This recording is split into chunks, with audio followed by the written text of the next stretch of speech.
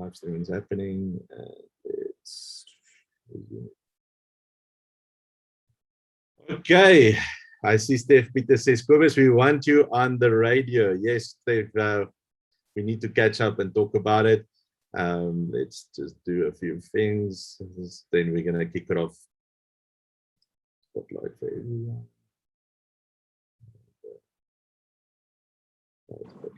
There it is. Okay. We are live streaming today. This is Cobus Visser speaking, and we're here to interview a good friend of mine, Hilton Johnson, a CEO of Compliance Hub and a serial entrepreneur. He's has an amazing story to tell. So for those who don't know, this is Cobus Visser. We're starting a podcast series where we're going to interview CEOs,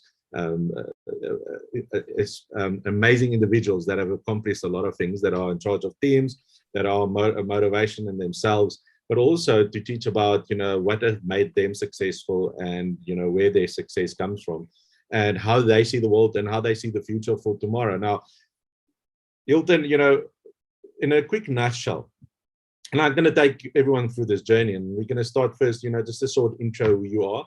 And then I think, the main thing is would love to know, your history. Where do you come from? It's so important, as you introduce yourself, also just share with us, where do you come from in your past, where you are up till now? Because, before we know why you see the future, where we want to go, just give us in a nutshell who you are and where you're from.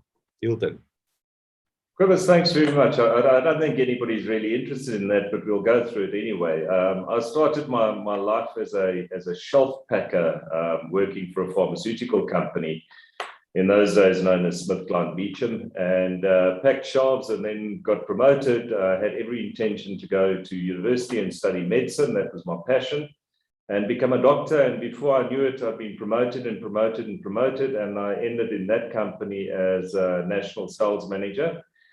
Left them and joined another company, which was the Cremora company, not inside, it's on top, and joined them as general manager, running the Indian Ocean Islands, Turkey, Israel, and Sub-Saharan Africa and Southern Africa. Left that and started my first venture into being an entrepreneur. And that was, I launched a product called So Fresh Soya Milk. It was a powdered soya milk and a liquid soya milk. It was probably 5 years too early for the market in South Africa. Ended up selling that business, and then went into, joined a company doing commodity broking for sugar. Left that after a very short period of time, and then started off in the real entrepreneurial world of starting a sales and merchandising company, which then went on to a pharmaceutical company where we ran their entire debtors collection, creditors, and their sales function and merchandising, warehousing, and distribution on a national basis. And then opened a sales and merchandising company myself, then went into a stone business, recreating stone for countertops and vanities, and we did the hotel groups of Sun International and Holiday Inns and Sun City and things like that. And then through that and decided I'd had enough of being an entrepreneur, and I wanted, like everybody else at month end, to put my hand out and draw a salary check. Because as an entrepreneur, I'd learned that you always stand last in the queue, and if there's money left, you get it. If there isn't, you just go hungry. And joined them for a period of, I think it was 9 months in the BE field. They went into liquidation, and I took their customer base and started off Compliance Hub. And since then, Compliance Hub has grown into 11 different companies, one in the US, one in the UK, and 9 companies in Southern Africa, doing business compliance for companies and doing a little bit of mentoring with companies and guidance and just getting on with life. Well, it sounds like, you've had an amazing life up till now, amazing experiences. I've tried a lot of things, and, and some have worked and some haven't worked. So, as we look back into the past, in your journey, what were some of your biggest challenges? Because I believe not all of the things that you've tried were successful, but what were some of those challenges that you faced? I think the single biggest challenge, Quibus, was finding reliable information and finding people that could guide you and motivate you, that had actually carried the bag, that actually knew how to open a company properly, that knew what the cost of an envelope was and a photostat, sheet of photostat paper, and what distribution costs were, what Pick and Pay rebates and ShopRite Checkers rebates and settlement discounts were, and advertising allowances and all of that. And you find that as a young entrepreneur moving into these fields, everybody's there to take money off you, but very few people are there to actually help you and take you through the tough times. I think that was certainly one of them. The other side that I found really difficult was having to make all the decisions yourself. Having been in corporate life, you have a large pool of resources around you that you can rely on and you can bounce ideas off. And when you're a one-man operation and a serial entrepreneur, and you're making every decision, do you buy a box of envelopes, or can you just buy a pack of 20? Because cash flow becomes king. Do you run a call account or do you run a savings account? Do you do letterheads via a printing company and go and spend a couple of $1,000, or do you just attempt to do it yourself and pull in resources that you've built over the years?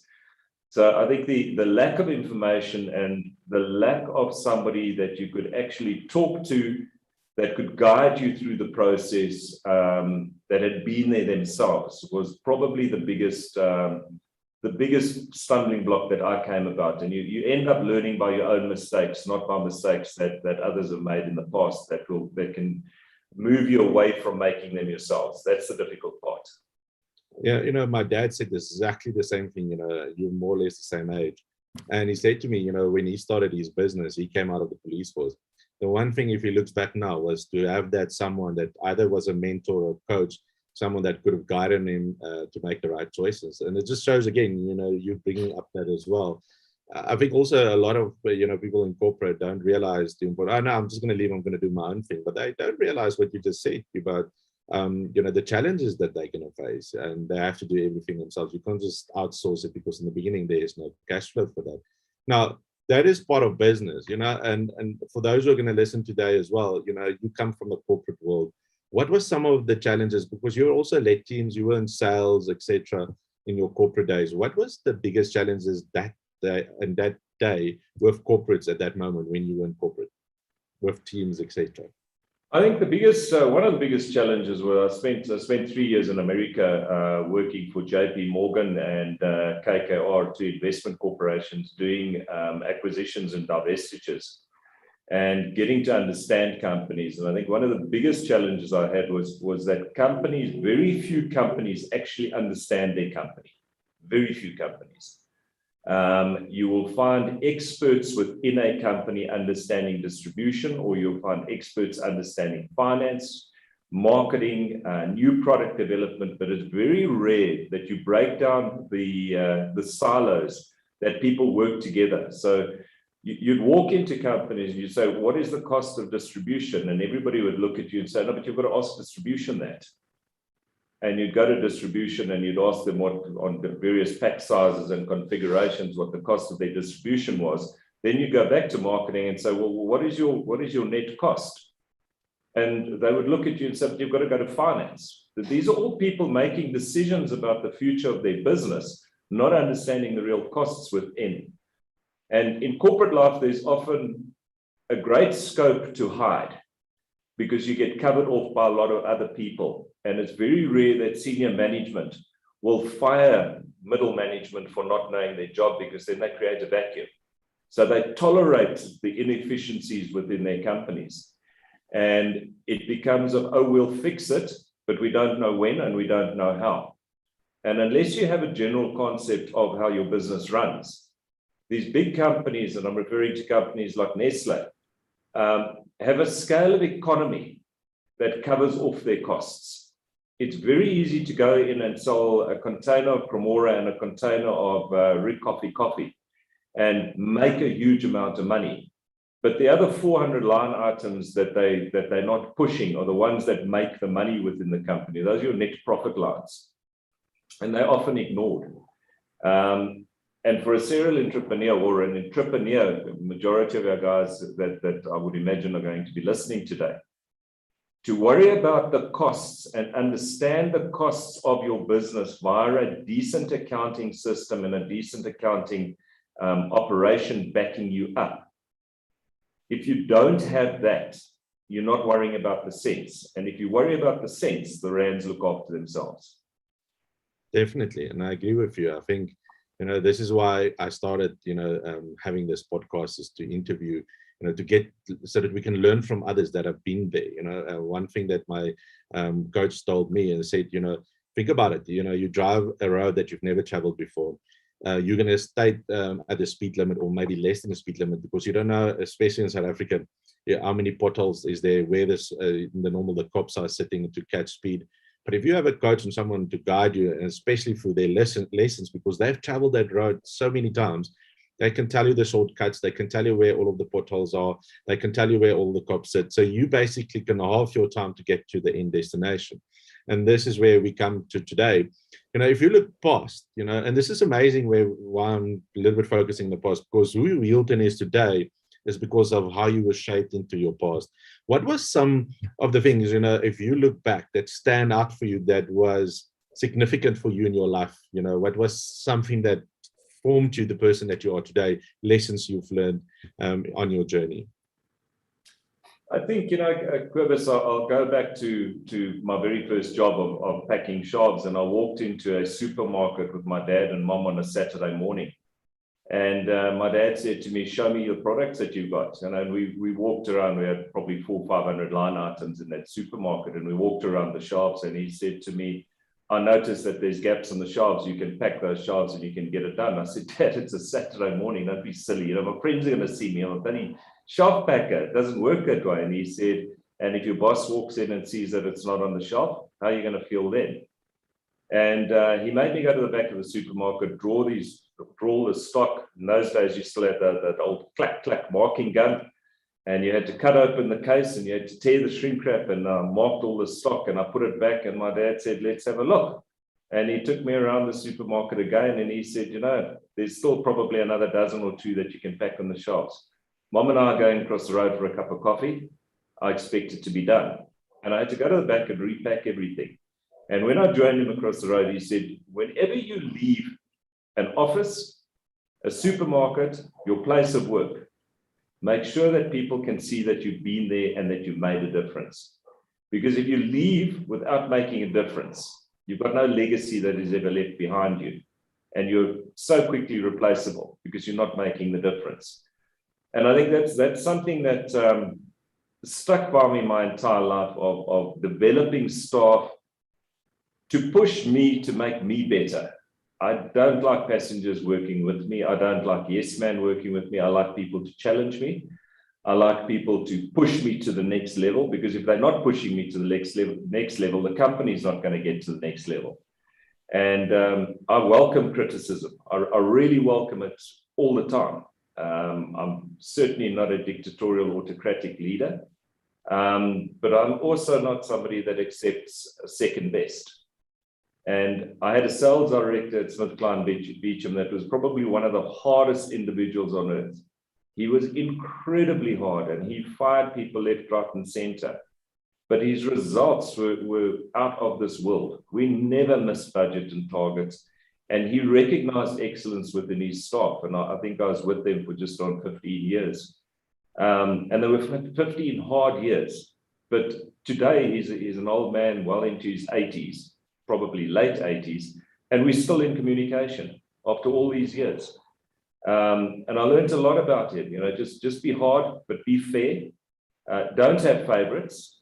Spend 80% of your time on 20% of your overperformance.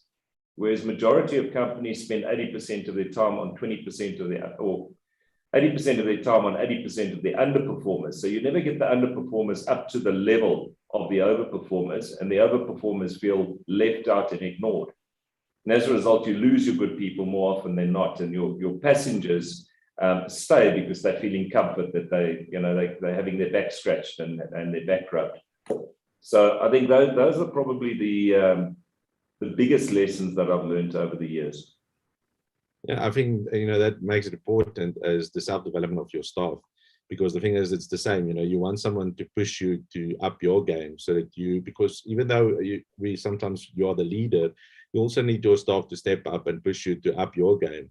So I totally agree with you. And but on this journey, Hilton, the last, let's say 3 years, we saw the company grow, and I think we met about 3-4 years ago, and we started on this journey. The first year was amazing. Did more than what we expected we're going to do. We aimed for it. Why do you think was that possible? What happened? What change of mind happened that you got that amazing results? I think there were a couple. I mean, it's just for everybody's notes. We grew at about 89% in a company that had been running for 8 years at that stage. And that was real growth. It wasn't new product growth. It wasn't new territory growth or acquisitions or anything like that. It was real one-on-one growth. And I think the timing was impeccable from the point of view that the team had grown and was starting to stagnate and get to the situation where they were comfortable in what they were doing and didn't need to be stretched. And the very first session we had with you, Cobus, was the arrow in the throat and the walking over broken glass and things. And we had a lot of tears. People burst into tears. People came out of their shells. People laughed. People embraced each other physically. And there was suddenly this feeling amongst the team that, wow, if I could do that, what else can I do? And then, of course, the accountability side. You ran a really good program with them on holding them accountable for things in their personal life. So I think year one we spent, if I recall correctly, Cobus, it was all about personal development within each individual, not related towards the company. So we spent a lot of time and a lot of money at that stage on getting people to reach their full potential. We found a couple of resignations over that period, which none of us wanted. But in hindsight, they were people that had been taking advantage of their employment opportunity for self-gain and not for the betterment of their colleagues and the company. So it was a case of shaking the tree, getting the apples that weren't quite export quality to fall out of the tree and move onto the ground, and develop the remaining guys and get them up and running. The reason it didn't happen in year two was it was a very, very quick growth spurt that happened. And I think a lot of the guys, or a lot of the team, simply, I don't want to say burnt out, but focus more on the end result of excellence than on developing themselves and worrying about where the company was going. Because they had so much work to do. They were probably working an average of a 15-hour day each. They were earning obscene money. Lifestyles went up, and everything was just great. And when it's so great and the results are there and everybody's running, why do we need to change anything? And then it was other things. You go in the comfort zone. And I think the one thing also after getting into that comfort zone, COVID comes and it hits not only the company but the whole world. And yep. I believe it also had a big impact on your company. But one thing, it's been 2 years, your company is still going. You didn't close doors. Why do you think that is? Because it's important. There's a lot of lessons we can learn from you. There's a lot of reasons why you kept going. One thing that I've learned from my dad, and that you also believe in, is to have no debt. That because it's times like this that you can survive. But what was some of the other reasons? What did you do to be able to get your company to still be here today and still go on? I think, Cobus, the fact that a lot of the people that and I don't want to term it problem children, but people that had difficulty buying into the new concept, once they had left, we ended up with a core of really stable, committed, focused people that bought into the vision, bought into the direction of the company, and have lived it and focus on those results on a day-to-day basis. They know what the expectations are of their customers. They know what the expectation to them is of their colleagues and of their of the management team that looks after the guys. There's a clear-cut instruction line. There's clear-cut rules and regulations. There's consequences for failing and not producing on a personal and on a financial basis for them. And I think I've just been really, really lucky my entire life of really being able to attract great people that have stuck by me in good and bad times and have never dropped me. So it comes down to staff. I think, so it's important to have the right team. Team is so important, especially in this age, because we can't do everything alone. But if you have the right team, I think this is where it is. Everyone is working from home. You can trust them and know that the job is going to be done because it's the right persons that is on your team. Absolutely. Without the team, you're absolutely useless, and you have no future. You really don't. Gary Vee says hire fast and fire faster, and I think that is the thing, is to let go of the people that, and like you said, the tree was shaken and people were let go, and I think that was the best thing for the company as well. And for most companies, we stagnate so fast because they've been here 5 years, they kept on going, but sometimes we have to make the hard calls and change. And I think this is where most businesses are today. If we look now ahead for the future, not necessarily for the country, but I think if you have to tell me, where's Compliance Hub going? How do you see the future that companies now need to prepare themselves for? What are some of the things that we need to be prepared, for what's coming? I think, Cobus, that's the $1 million question, and I think every company is going through that on a budgeting exercise to see where they're going and what they're planning to do. I think the big thing is you've got to remain flexible. You've got to be loyal towards your staff. If you expect loyalty from your staff, you've got to show them loyalty. You've got to back your staff through thick and thin, especially in front of your customers. If you don't do that, it's very easy for customers to leave, for staff to leave. If staff know they have your backing and you've got their back in tough times, when the going gets tough, they will back you and they will help you through it. So I think none of us know. Compliance Hub itself only really specializes in BE and a few other compliance issues of skills and employment equity. Those are going to be there. But the big market for us is BEE. It's been the emphasis of the government. But my feeling is that the riots that went on a couple of months ago certainly destroyed a lot of goodwill from the business world towards equalizing opportunities within the country.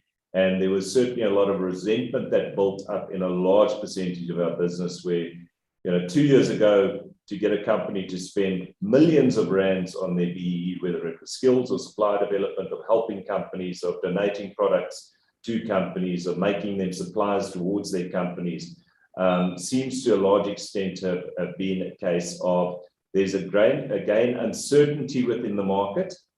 Do I really need to do this, or can I pocket the money at the moment and maybe look for an acquisition of something else?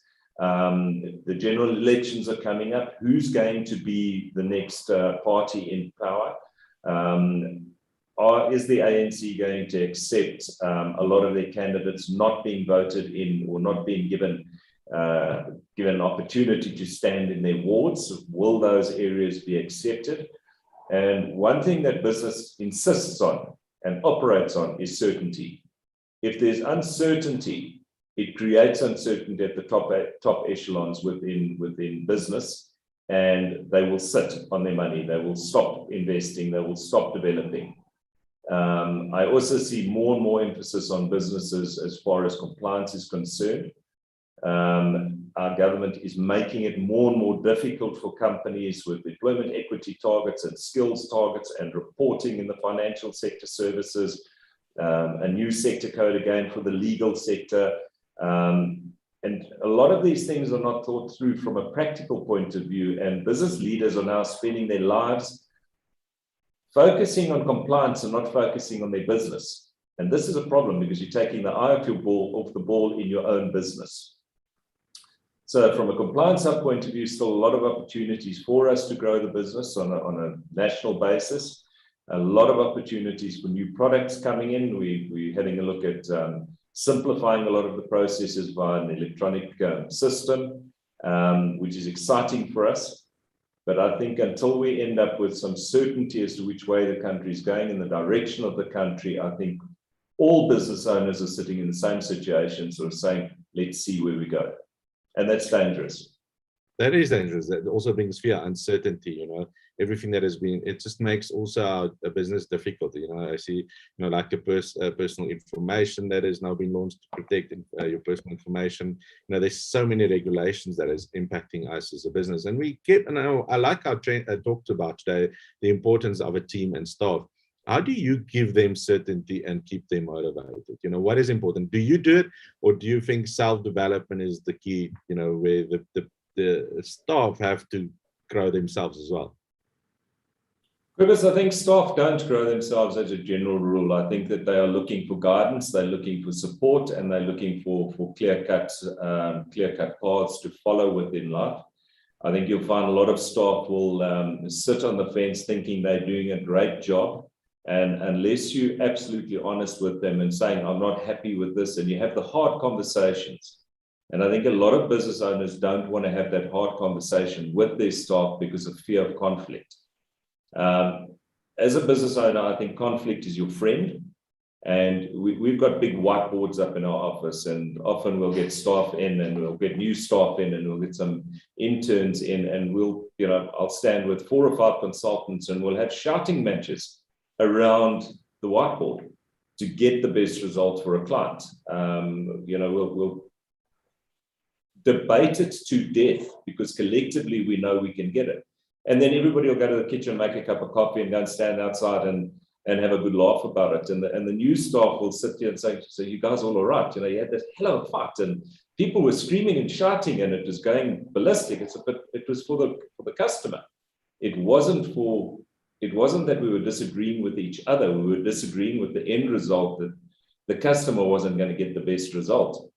And the minute you have that emotional maturity within a company, that you can actually say to somebody, I'm really not happy with what you've done. This is what you've done.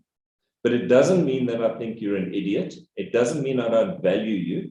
You've done so many good things, and I'm highlighting one of the things that's holding you back in your development. Can we talk about it? People welcome that. Staff want honesty. They don't want to be pandered, and they don't like managers lying to them. If you don't believe a guy has or lady has potential to move to the next level, don't tell them they haven't, because you're setting an expectation that you can never fulfill, and your trust as a leader then falls flat with that staff member. Leadership is important, like you say. As someone told me the other day, is basically we fight each other to make each other stronger and not to hurt each other. And I think that is the philosophy that you're just talking about. And it just shows you, the importance of motivation, the importance of creating that certainty environment where they know at least where they stand with you. I've learned a lot from you in the past, past from staff and so forth. One thing that stands by me is you talked about one day, and I think through all of this that we've been talking to as well, one thing that helped your business was marketing. And the one thing you told me is that at one point when I think it was a toothpaste, and to get the toothpaste to sell even more, you gave, every time that someone buys a toothpaste, they would get these lotto scratch cards. Scratch cards. You remember, just tell us in a nutshell about that, so people can understand the importance of thinking out of the box, doing marketing. So we launched Aquafresh when it came out with the red stripe, and when it was launched, we had the opposition saying that with the red and the blue and the white stripe, when you're brushing your teeth, the toothpaste color actually goes to gray, and because it's gray, how can you expect white teeth from it?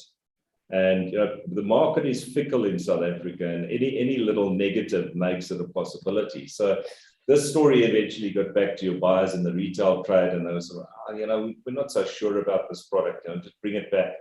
So we bought lotto tickets, bundles of these lotto tickets, and we would say, for every case of toothpaste that you buy, I'm going to give you a 2 Rand lotto ticket. And then I'd say, oh, yeah, big deal, it's 2 Rand. So what happens if it's $1 million that you're winning now? And every time somebody won, we circulated this amongst everybody, and we had a couple of 100,000s and 50,000s and 20,000s. You buy them according to the values, and we issued these things out, and we did a circular on this. And Aquafresh, I think, went from number 3 on the market to virtually number 1 in about a 6-month period for a R2 scratch card. But the point wasn't the R2 scratch card. The point was you could make money out of selling our toothpaste, and you personally could gain with potentially winning $1 million. What difference would that make in your life? And that was one. Another one we did was when we launched SoFresh, we obviously didn't, our soy milk, we had no budget to get it. And Big Brother was on, we'll all remember Big Brother, and we were watching Big Brother, and one of the contestants asked for the opposition product of that we had on the market at that stage. So I got one of the ladies to immediately put a case of this product in a car and rush across to Randburg to the Big Brother house and sit outside until the delivery truck with the groceries arrived for the Big Brother house. And she ran up to them and said, "Listen, I've been told to get this to you urgently. One of your contestants wants it." And the poor guy that was taking the stock in didn't know any better, and he took it and he put it in, and we were all sitting around the television watching it, and Big Brother was a big thing, and boom, a case of SoFresh got put on the counter, and everybody was making it and shaking it, and they were all saying that this is so great. And we then did shelf talkers immediately and said, and we put this all over the market and said, as seen on Big Brother. And our product took off. We got listed in Pick and Pay and ShopRite Checkers and OK Bazaars through a bit of terrorist marketing, and it worked. So it's a case of looking for the opportunity for your product, for your niche, getting it out there without spending money, because you can't. To launch a product in retail today costs you in the region of $2 million, and that's just your listing fees. Which means you get it on shelf, and 6 weeks later, if it hasn't sold, you take it all back for a full credit.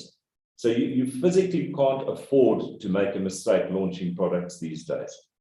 But the value added aspect of consumer acceptance of your product is something that I notice has fallen by the wayside in South Africa.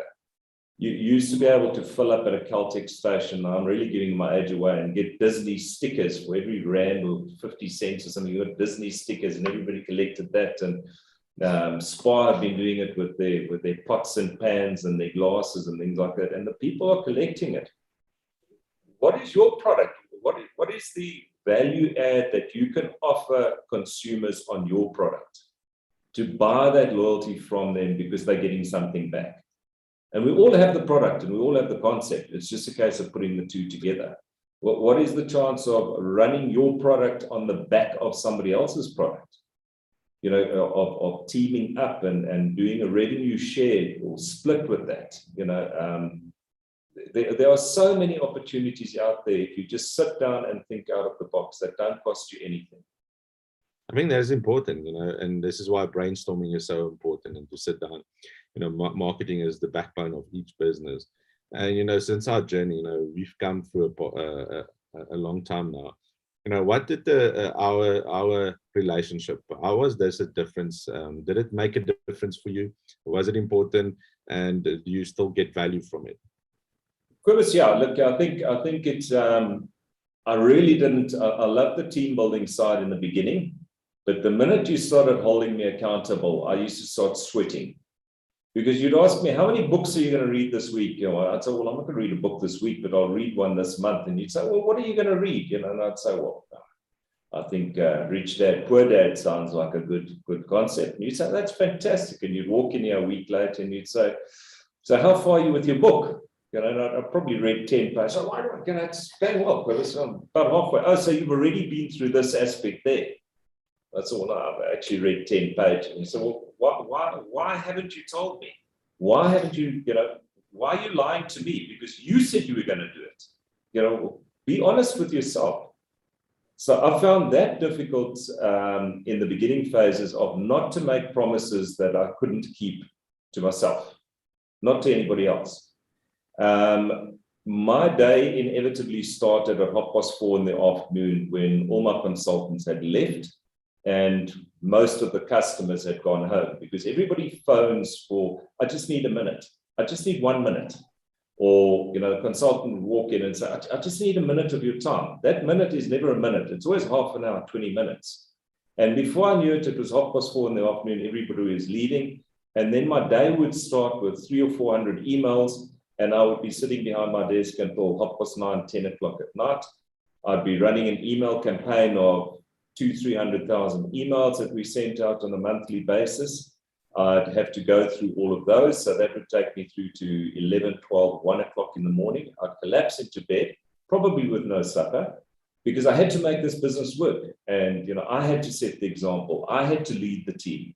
It was all about me setting the example and getting running. And the one thing that you drove me very hard on is pass the buck. If you've got somebody else to do it, why are you doing it? Why are you worrying about letterheads? Get somebody else to do it. Why are you worrying about an email run? A staff member can filter through those thousands of emails coming back and just forward you the ones that you actually need to look at. In fact, I think out of the last year's worth of email, maybe 2 years worth of emails, I've probably replied to 20 or 30 of them. They do get filtered and they come back through to me. And if I don't need to get involved, they go directly to the consultants and we handle it that way. So my involvement with you has freed up a lot of my time. It's made me a lot more accountable towards myself. And quite frankly, I enjoy our chats where we sit and talk about what's happening in your life and what you've learned over the last week and which markets you've seen that are growing and going places. And yeah, you still give me a damn hard time. It's not always fun, and sometimes I cringe because I know you've asked me this before and I haven't done it, and I know that you just don't bloody forget these things. But as a result of that, it's taught me to be a lot smarter with my staff of passing the monkey back to them instead of doing it for them. I would sit doing a presentation till 2 o'clock in the morning because the consultant needed it for a big company the next day.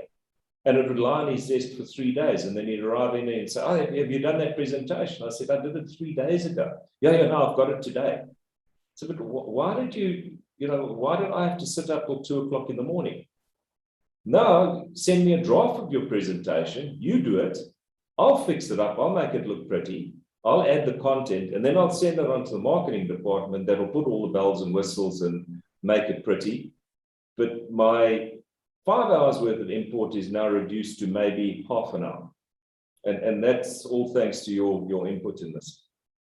Yeah, I think, my question is, what was the mind shift for you? There's so many CEOs and sometimes entrepreneurs out there that is too scared to take the risk of finding someone, that can coach or mentor or just be that soundboard. I remember when we met, it never crossed your mind. It never was part of your, like, this is what I need. What was the mind shift for you? Why did you realize that this is important? I think, Quibus, I disagree with you. I always knew I needed somebody, but I've never found anybody that I could identify with. And I think if you can't identify with your accountability coach or your mind coach or whatever you want to call yourself, motivator, if you can't identify with that individual, you're never going to get the result you want. And I think there was almost a mutual respect I felt from day one with you, where you could tell me exactly how it was without fear of me firing you or terminating. And you could tell me exactly where I was falling short and what was going. So I always wanted somebody, but I could never find anybody that could actually take me to the next level. I think the fact that there were many sessions over the last 3 years that you didn't have the expertise, but you brought the Terrans and everybody else in that had those expertise. That for me was, wow, okay, so you're not so holy that you think you know everything, that you're trying to shove your way of life down my throat and your thought process. You're saying, well, let's bring a sergeant major in the army in and talk about discipline. Let's bring a drummer in and get the guys to drop their poses and start mingling. Let's get Gripper in and get the guys to sit for an hour and do Kalama dots, which everybody hated, but within 5 minutes of doing it, everybody was deathly quiet and focusing on what they're doing. So I think it certainly, our relationship got me out of a lot of my comfort zone. It certainly opened my eyes to the fact that I did not have to do everything. And if I did give it to somebody else to do and they screwed it up, I had somebody that could bring an expert in to fix that problem or help fix that problem or identify it with the correct tools to move forward to the next level. Thank you for that. I think, part of that journey, while you were just sharing, there were so many times that I think the lessons we've learned through that, I think the same with your staff, sometimes, people won't show it, but, some of these lessons and knowledge do stick with us. We had amazing experiences and learnings, and I think, that helped us to get through. And I think, in a sense, it's also helping the team to keep on going. Sometimes we don't realize, I still sometimes, that's where they say, knowledge is power. You have all of this knowledge, it becomes even more powerful when we apply it. But at least, when you need to recall on that information, it's there, it never goes away. So I think that is important. I think everyone has learned a lot that has listened to this, that, that I'm taking away with it is marketing is important. Having the right staff and motivation of your staff to excel and challenge you back. Third, to have someone that you can talk to and give you guidance. Most entrepreneurs need that because, it's a lonely job. It's a lonely place to be. Sometimes you can't talk to your partner or your wife, etc., about everything. You have to have someone else that you can talk to and brainstorm. And that doesn't necessarily to be always the right thing, but at least it's another way of being challenged. So for me, it's important. This is why I have this thing about whatever it takes. No excuses, no blaming. We are in charge of it. So Hilton, I just want to know. Let's not underestimate transparency. Huh? I mean, if you are transparent with your staff will be transparent with you. If you lie to your staff are going to lie to you. I mean, it's a standing joke. Everybody in the company has access to my credit card, and they have my PIN number. Everybody. And why is that? It's a simple rule. My credit card is there for company business. If you have an expense, use it. If you take a chance and buy a packet of smokes or you buy yourself a 6-pack of beer on it, all your expenses that we've had this year, I'm going to deduct from your salary. So you've got far more to lose than I have if you do it. And I think there's R1 million limit on the swipes on the card. So I would certainly feel the pain, but because you've empowered the people to have access to that, and they know that you trust and believe in them, when the chips are down, they'll trust and believe in you. Comes down to trust. And I think this is another lesson, no need to micromanage, give them, have that faith that they will be doing it. And again, keeping them accountable. I think that is important, if they are not showing up or they're not doing their part. So, that is important. And as we get to today, what is you would love the listeners to leave them by? What is some maybe quote, some maybe thought process? What would you want to leave them by after today? Don't hate your business. We all get the stage where it's month end, it's tax, it's PAYE, it's VAT, it's salaries, and you've only got so much money, and how the hell do we get through this? Don't hate your business when deliveries are coming back. Don't hate your business when you phoned 50 customers in a day and not one of them has replied to you, or you haven't got an appointment. Don't hate your business when production goes wrong and you see 50, 60,000 rands worth of raw material going down the drain because there's been a power failure. Love your business, embrace your business, enjoy your business, have fun with it. Because what you project, your staff are going to feed off. And if you're enjoying the ride and your staff can see that, they will enjoy the ride instead of saying, oh God, I've got to come and face grumpy again today. That is the worst thing. People are there for your success, and your success should entitle them or enable them to make a really good living. But nobody works for a fool, and nobody works for somebody that is not fair, and nobody works for somebody that's not a pleasure to be around. So select staff that you want to spend the rest of your life with, have fun with them and enjoy them, Because no matter how good your staff are, if you don't like them, you're not going to enjoy your job, and you're going to project that. And then it becomes a problem. Thank you very much for that, Hilton. And I think there's a lot of lessons that we take away from this, and it's so important. So for whoever listened, you know, we will add the details how to get in touch with Hilton. Hilton Johnson, he is on LinkedIn. Also, it's compliancehub.co.za, if I'm correct. So it's Compliance Hub. So everyone, please feel free to connect with Hilton, you know, anything about compliance, BEE, health and safety, etc. As well, if you just needed a mentor or someone just to coach you, you may be coming from corporate, you're starting your businesses, you know, Hilton is there to also be able to give you guidance and keep you accountable. But I think the one thing that is important is to realize that no matter where you are, you know, remember, be flexible. Not anything that you start might last. You know, we've heard Hilton being in nappies and being in soya and being in all different kinds of businesses. And some of those businesses worked and some of them didn't work. And here he is, and he found his passion and his way of doing business, and it's working for him. So just have faith out there, do whatever it takes. And remember, you have one life to live. Don't live it and regret things that you haven't done before. So I want to say thank you, Hilton. I don't know if there's anyone that has questions, but thank you for making time. I'm seeing you later for Irish whiskey, so we can have our chat for today.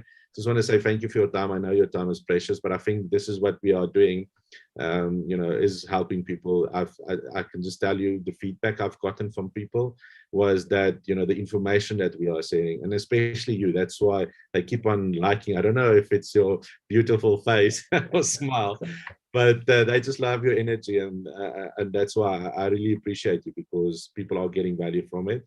And, you know, sometimes we don't hear the value that other people are getting from us, you know. So I just want you to know that there is value. As Steph says, thank you. Amanda says most informative, informal presentation. Thank you very much. And thank you for everyone that has stayed. So as we finish the show, today it's Cobus Visser, whatever it takes, you know, learn the lessons from those who have walked the path. Hilton, last thoughts, and then we close. Have a great weekend coming up. It's nearly Friday. Springboks are going to do it this weekend. I've got to have faith in that one. A bit of a shocking performance last weekend. Proteas did well. They won the T20 3-0 against Sri Lanka, so that was a good sign. So things are looking up. Election campaigns kicking in. A little bit of a wobble in KZN with a couple of hits again from the political parties shooting each other.